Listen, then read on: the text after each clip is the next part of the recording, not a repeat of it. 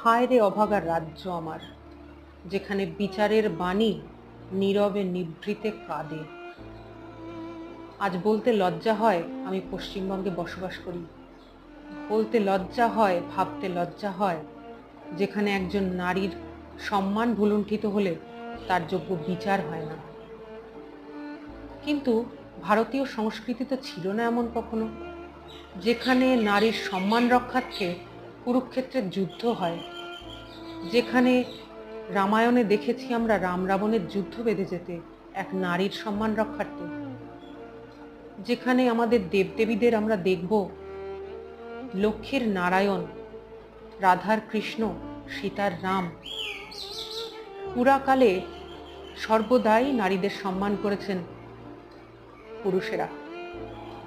অথচ আজকে নারীর সম্মান ভুলুণ্ঠিত,